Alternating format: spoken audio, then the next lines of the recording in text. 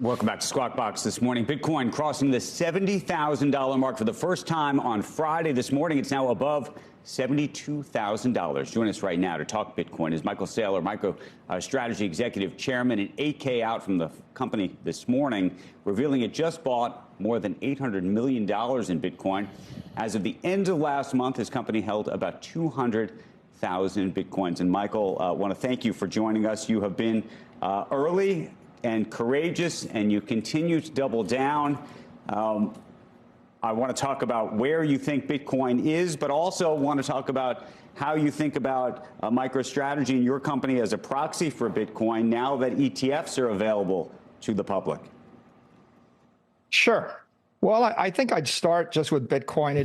Bitcoin is certainly at least digital gold. It's going to eat gold. It's got all of the great attributes of gold, and it's got none of the defects of gold. If you could teleport gold from New York to Tokyo in a few minutes, people would like it. It's going to divert capital from risk assets and risk ETFs like SPY, and you can see that these ETFs are doing that. It's going to be incorporated into a lot of funds like the BlackRock Global Opportunities Fund or the Strategic Income Opportunities Fund. And so it's an asset class. As it goes into other funds, it's going to become structural. The halving is going to cut the organic supply of natural sellers in half around April 20th. That means there's only about $32 million a day of natural sellers. And the price of Bitcoin is going to have to adjust up in order to meet that investor demand. So I think that's what's going to happen next to the asset class. In terms, though, of how investors should think about your company, and right now I think they think of your company as a proxy for Bitcoin. It was a way for investors, frankly, who didn't want to buy the underlying coins to get access to Bitcoin and exposure to Bitcoin. The question now, though, that these ETFs have been approved and folks are funneling money towards BlackRock and so many others, how should they think about your company versus doing that? Yeah, so BlackRock is like the container ship or the super tanker of Bitcoin. They can take $1 billion a day into their capital structure, and they can hold that very efficiently, 25 basis points. MicroStrategy is like air freight. We got higher performance. So what's going on here? MicroStrategy's got leverage. If we borrowed $800 million at 62 basis points, is there any company in the world that you wouldn't like to invest in that could borrow $1 billion at less than 1% interest to invest in your best idea? So we get that very intelligent leverage. It's non-recourse, it's unsecured, and then we buy Bitcoin with it. That leverage gives us volatility. It gives us performance. The performance gives us volatility. The volatility attracts capital, and we can then leverage more. It's kind of intelligent because it's convertible debt. It's given our shareholders more Bitcoin per share this week than they had a few weeks ago. So it's very accretive for them. And it's pretty compelling for every investor. If you're Bitcoin curious right now and you want to buy Bitcoin at the all-time high, how do you get the upside in Bitcoin with downside protection? MicroStrategy sold $800 million in debt, and we have $13 billion of Bitcoin on the balance sheet. So we're giving you an over-collateralized loan and the upside. But if you're a Bitcoin maximalist and you love Bitcoin and you want to hold it forever, the ETFs charge you 25 basis points. MicroStrategy is accreting. We're giving you a yield against your shares in a tax-efficient fashion. So the maximalists like the equity. The hedgers, they kind of like the upside with downside protection. The traders love the vol. You know, we've got 100 vol asset here, and they just like the vol. So we're unique because you can't really trade options on the ETFs. And an ETF isn't going to issue a convertible bond with upside to Bitcoin, but downside protection. So Michael, I try to understand the mathematics, and I know people like you went to MIT, and it just seems maybe it's more understandable for you or Andreessen or Peter Thiel or whatever. At 17, down from 68, and you know your leverage and everything else. Did you ever wake up in the middle of the night and have any doubt whatsoever. That's my one question, because I was thinking about you at 17,000, and now I look at it now, and I just can't believe what the market cap of your company is based on it now. I guess, and the other thing is, when it halves, should we, if we look at it on stock to flow, do we have to just double what the potential price is based on, if you use that metric? Is that a valid metric to use? And after the halving, shouldn't it be 140,000 immediately if it's worth 72 now? Two good questions, and thanks for asking me.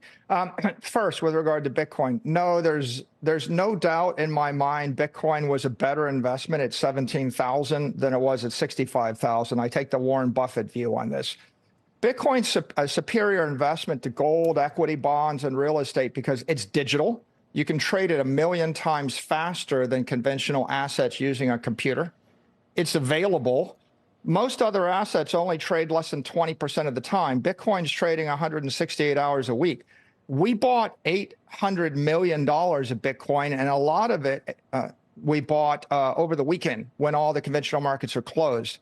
It's global. It's the most widely recognized and trusted investment asset in the world right now.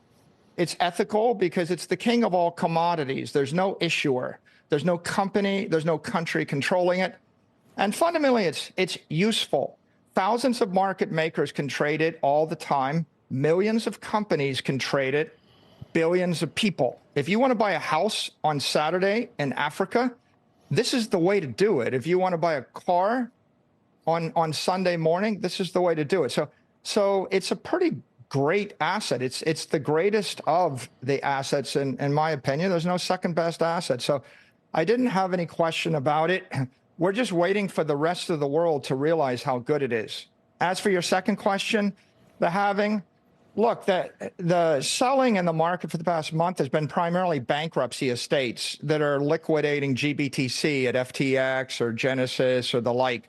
Once they got done rebalancing, the natural sellers are the miners. The miners can only sell 900 Bitcoin a day right now. They're only going to be able to sell 450 Bitcoin a day coming the end of April. As long as there's more demand in the market than the 450 Bitcoin a day, there isn't any catalyst to drive this asset down. It has no cash flows. The critics think that's a defect. It's a feature. With no cash flows, no quarterly results, no product cycles, this is the longest lived asset in the financial ecosystem with the least uncertainty. We're buying it to hold it 100 years. So that being the case, that $66,000 to $16,000 crash, that shook out the tourists, that shook out the non-believers.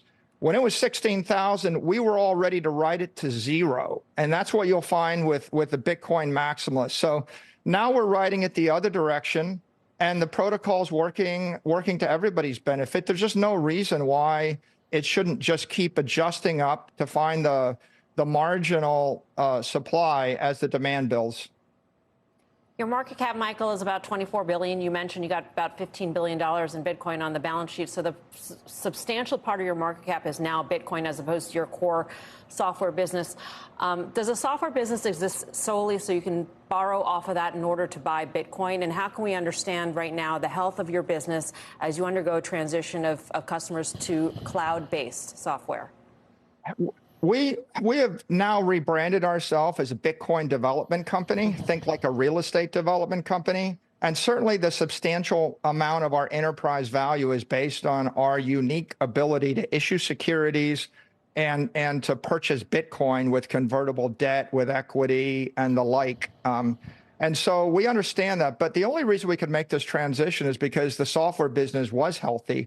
It does generate steady cash flow. It does allow us to issue debt, to issue equity. It does make us unique because we're able to, we've got a very functional options market. We've got a very functional debt market, and we've got a very stable operating business that we can use. If you look at our last result, we actually bought a lot of Bitcoin with operating cash or cash out of the operating business, and that is purely accretive to our shareholders. So we think we're unique, and that's working very, very well right now. Hey, Michael, do you think long-term that there's any risk at this point? Has Bitcoin reached such escape velocity that there's any risk that governments, the U.S. government, Chinese government, other governments somehow do something to Bitcoin that puts its growth in jeopardy? You know, it's another great question, Andrew. A lot of times the skeptics, they say Bitcoin looks too good to be true. It's so good to be true, someone's going to take it away from you. And that's based on a fundamental misunderstanding about Bitcoin. People refer to it as currency or digital currency, and that's unfortunate historical artifact. It's not digital currency. It's digital property. And once you make that big leap and understand it's property, you see the compelling use case is capital preservation for everyone in the world. There's no anathema associated with owning property. You can own $1 billion building in New York City. You can own every place in the world where they allow you to own property, which means China, Europe, the US, they're going to embrace Bitcoin as digital property. All the controversial issues around cryptos have to do with their use as a medium of exchange. But what I'm here to say really is medium of exchange is only worth $1 trillion. Store of value is worth $100 trillion. So I give your company, I give your family, I give your institution $1 billion. I drop you in Africa and I say, you got to save the capital for 100 years. What are you going to buy? And the answer is nothing. There is nothing on the entire continent you can buy that's better than Bitcoin. So Bitcoin's going to be embraced as property. It's going to be controversial if people think of it as a currency. So I would encourage people to think of it as digital property, $1 billion building in cyberspace. And hold it for 100 years. Does it ever have to be a currency, or do you think it ever becomes a quote unquote currency? It doesn't have to be a currency. You know, nobody's trying to buy a cup of coffee with a fraction of their building on Fifth Avenue. Right. But every rich person I know owns property in London or New York City or somewhere. And none of them complain about not being able to spend their building as a medium of exchange. So the killer application is capital preservation for everybody. The store of value is the killer use case. Medium of exchange is a distraction. Governments are always going to issue currency. They're always going to make it legal tender. And that's just fine. Bitcoin's competing with gold. It's going to eat it. And then it's competing with risk assets as a long-term hold. And it's competing with you buying an Airbnb as a retirement income source if you're a middle-class person. Michael, I want to thank you for joining us this morning. Really appreciate it, and look forward to talking to you again very, very soon. Thank you. Yeah, thanks for everything.